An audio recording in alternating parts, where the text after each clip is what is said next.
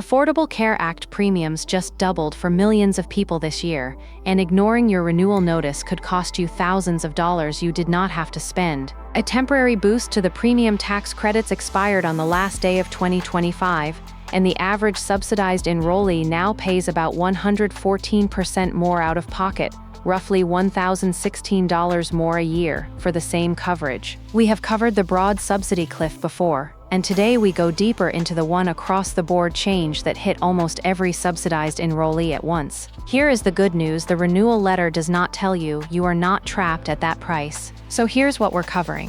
First, what expired and why your number changed. Then 4 concrete moves to fight back: reshopping your plan, reporting income correctly, checking whether your kids now qualify for Medicaid, and the catastrophic plan escape hatch that just expanded.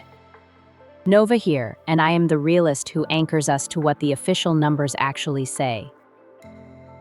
This is not a vague sense that healthcare got pricier. It is a single policy that lapsed on a single date, which means there are specific levers you can still pull before your new rate locks in.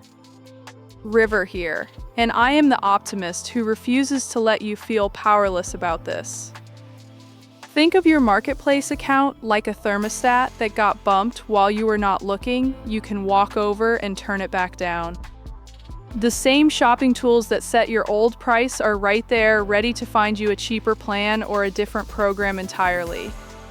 Kay here, and my job is the fine print and the deadlines, because a missed date can cost more than a bad plan choice. The single biggest mistake right now is letting the marketplace auto-renew you into last year's plan at this year's far higher price. That convenience is exactly how people sleepwalk into paying hundreds of dollars more than they had to. Thank you, Kai, and that warning is the spine of this whole episode. We start with the law that changed, then we walk the 4 moves in order, and we close with a plan you can run in one sitting. The part nobody warns you about is the Medicaid door that a marketplace application checks for you automatically. Let us be precise about what changed, because the precision is what makes this fixable. Back in 2021, the American Rescue Plan temporarily sweetened the marketplace premium tax credit, and in 2022, the Inflation Reduction Act extended it through the end of 2025. Congress did not renew it, so on the 31st of December it lapsed, and the rules snapped back to the older, stingier formula. And the sweetener did 2 specific things, Nova, because losing them is exactly what raised your bill. First, it capped the amount any enrollee had to pay toward a benchmark plan at a set share of income, so your premium could not run away from you. Second, it erased the old cliff at 400% of the poverty line, where earning even $1 over wiped out your entire subsidy at once. Here is the cleanest way to picture it for one real person. Imagine an adult earning about $28,000 a year, who under the boosted credit paid roughly 1% of income toward the benchmark plan. Once the boost expired, that same person is on track to pay closer to 6% for the same coverage, and nothing changed except the formula behind their credit. Now stack a second force on top, because the shrinking credit is only half the squeeze. Insurers set their own prices too, and for this year they proposed a median rate increase of about 18%, more than double the 7% median they proposed the year before. They told regulators the expiring credits were a significant reason, since healthier people drop out when prices rise. So your new bill is 2 forces at once: a smaller credit subtracting less, and a list price that grew, and the gap is what lands on your card. I want to push back on the despair though, because understanding the mechanism is the whole reason we can fight it. The credit still exists for most people, just smaller, and its size still depends on choices you control, your plan tier, and your reported income. That is the reassurance worth holding on to. Nova, this is a formula change, not a door slamming shut. Before we touch the fixes, you deserve the honest scale of the damage, because your best move depends on which group you land in. One of these numbers is genuinely staggering.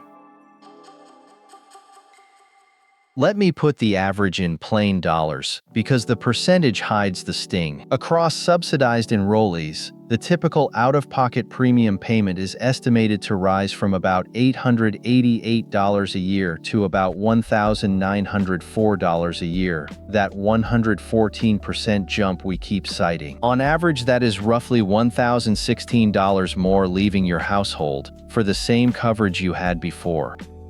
But averages flatten the real story, and the real story is that this hits two groups especially hard. The first is anyone whose income lands just above 400% of the federal poverty line, because that is the old cliff that came back. Over that line, the credit can vanish completely rather than shrink. That line sits around $63,000 for a single person and around $129,000 for a family of four. The second hard-hit group is older enrollees, because premiums climb steeply with age, so the subsidy they lose is larger in raw dollars. A couple in their early 60s just over that line can lose every dollar of credit at once and watch their annual premium payment rise by tens of thousands of dollars. I want to balance that, Nova, because not everyone is at the cliff, and most enrollees still keep a credit. If your income is well under that 400% line, your subsidy did not vanish. It only got smaller, so your bill went up, but it did not explode, and that distinction matters for what you should do next. And there is a quieter cost hiding behind the premium headline that I do not want you to miss. As the boost expired, many people traded down to higher deductible plans to keep the monthly number bearable. The average marketplace deductible rose by about $1,000 per person for this year, climbing from roughly $2,759 to about $3,786. So now you can roughly place yourself near the cliff, comfortably under it, or in between, and that placement aims your strategy. Whatever group you are in, the first move is the same one almost everyone gets wrong. You have to actively reshop your plan instead of letting it auto-renew. That habit alone can claw back a big slice of this increase, and it is where we go next. Move number 1 is the simplest and the most powerful, and it costs you nothing but a few minutes of attention. You log into your marketplace account during open enrollment and actively compare plans rather than letting the system renew last year's choice. The marketplace will happily auto-renew you into a world where prices moved, and the plan that was a bargain last year may be a poor deal now. And the calendar is unforgiving here, so write these down, River. For this year, open enrollment in most states ran from the 1st of November through the 15th of January, with the 15th of December as the cutoff for coverage starting the first day of the year. If you read this later, your state may still have a special enrollment period for a qualifying life change.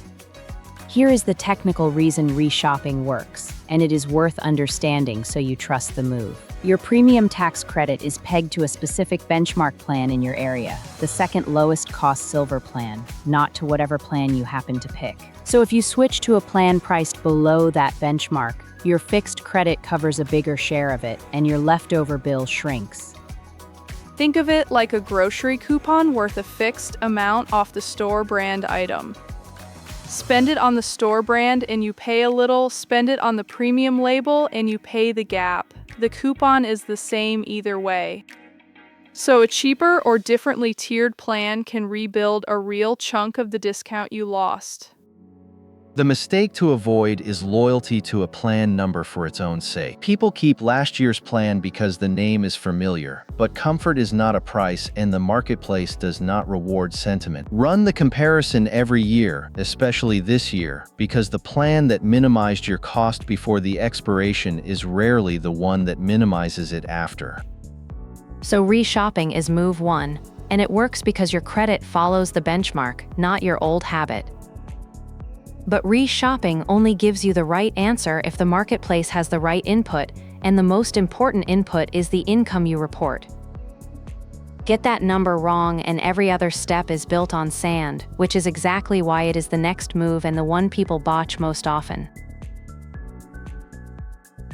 Move number 2 quietly decides the size of every dollar you get back, your reported income. The marketplace calculates your credit from your best estimate of this year's household income, measured as modified adjusted gross income, basically your taxable income with a few items added back. That single projected number sets your credit and which programs you are routed toward, so it deserves real care.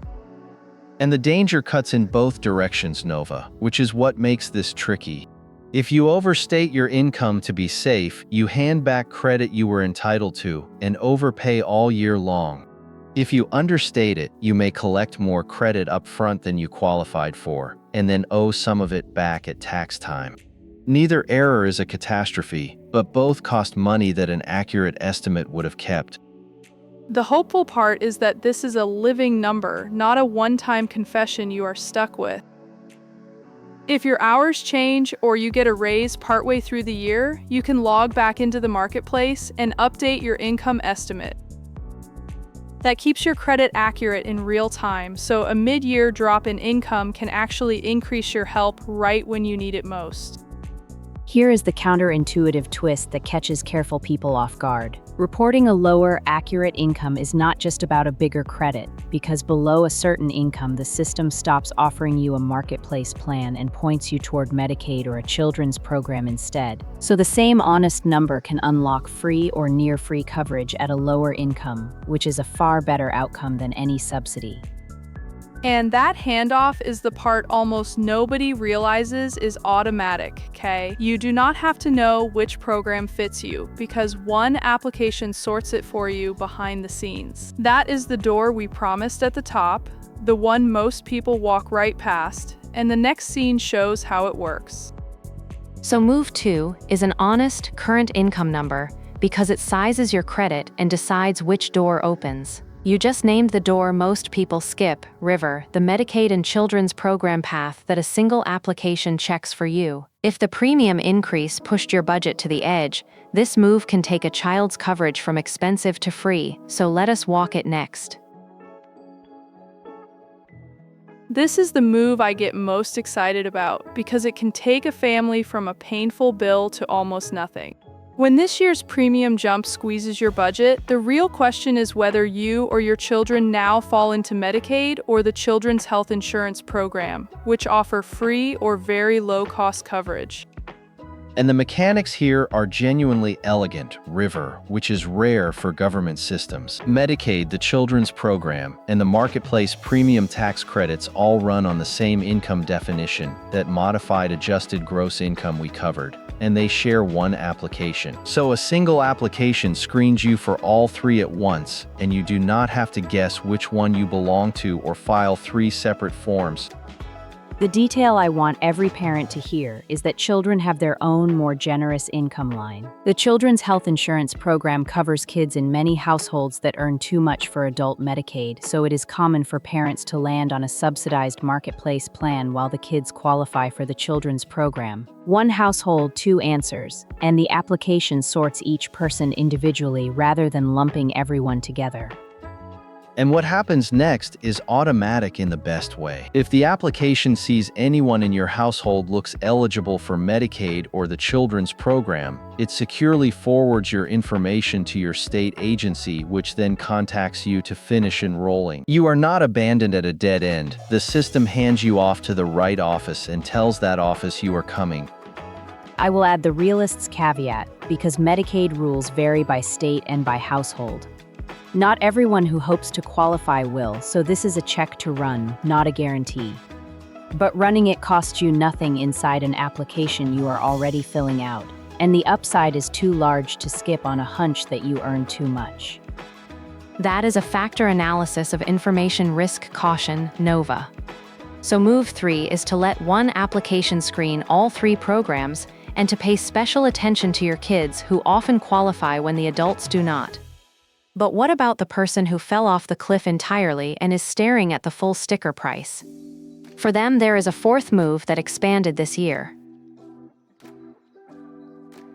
Move number 4 is for the people the cliff hit hardest, the ones who now earn just enough to get no credit at all and face the full list price. There is a category of coverage called a catastrophic plan, built around a low monthly premium, and a high deductible, a backstop against financial disaster rather than everyday first dollar coverage. For someone staring at an unaffordable benchmark, it can be the difference between some protection and going bare. And here is the genuinely good news that landed this year.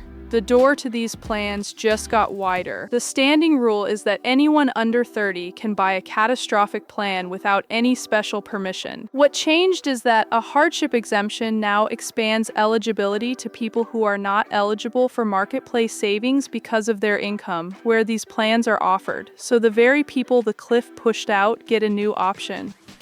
Let me be the realist about what these plans actually are, River. A catastrophic plan still covers the essential health benefits and free preventive services, and it caps how much you can lose in a very bad year, so it is real insurance, not a gimmick. But the deductible is high, so it fits a healthy person guarding against disaster better than someone with regular medical needs.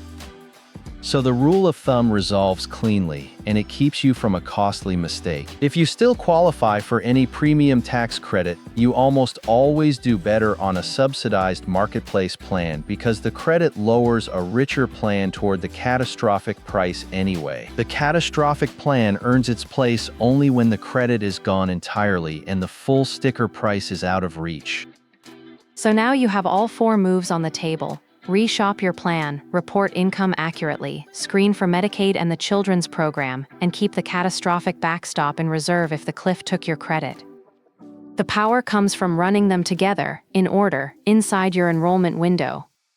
So let us tie them into a single plan you can run in one sitting. Here is the whole rescue plan in one sitting, and you can run it the next time you open your laptop. Step 1. Log into your marketplace account during open enrollment and refuse to let it auto-renew you into last year's plan, because that passive choice is how people overpay by hundreds of dollars. Clicking through actively is the move that makes every other step possible. Step 2 is to enter your income with real care, your best honest estimate of this year's household income, not last year's, and not a nervous guess. That number sizes your credit and decides which programs you are routed to, so a few minutes with a recent pay stub pays for itself. If your income changes later, go back in and update it, because the credit follows the number you report. Step 3 happens automatically once your income is in, but you have to read the result instead of skimming past it. The application tells you if anyone in your household qualifies for Medicaid or the children's program. And if so, it forwards you to your state to finish, which can mean free coverage for your kids. Do not dismiss that screen as fine print, because for many families it is the largest single saving. Step 4 is to compare plans rather than rebuying the familiar one, judging each against the benchmark that sets your credit. A cheaper plan, or a different metal tier, can rebuild a real slice of the discount that expired, so spend 10 honest minutes sorting by total estimated cost. Let the numbers, not your memory, pick the winner. Step 5 is the backstop, and it only applies if you fell off the cliff with no credit left. If you earn just enough to get zero subsidy and the full price is impossible, weigh a catastrophic plan using the under 30 rule or this year's expanded hardship exemption, and whichever path you choose, do it before your window closes, because in this system a missed deadline cannot be appealed away. If you forget everything else in this video, remember this. The doubled bill on your renewal notice is a starting price, not a final one, and doing nothing is the only choice that locks it in. Log in, report your income honestly, let the application screen you for Medicaid, compare against the benchmark, and keep a catastrophic plan in reserve. Drop in the comments how much your premium changed this year. That closes our look at the 2026 premium shock, and here is the one idea to carry out the door. The credit boost expired and your bill jumped, but the renewal price is a starting line, not a verdict. Run these 4 moves during open enrollment, and your future self will thank you. The fact that stays with me is the cliff. An older couple just over the line losing every dollar of credit at once. For me, it is the hidden win. One application can route your kids to free coverage while you stay on a subsidized plan. And my takeaway is the deadline. The cheapest mistake to dodge is letting the marketplace auto-renew while you do nothing. This is Professor Erica. Thanks for watching and signing off.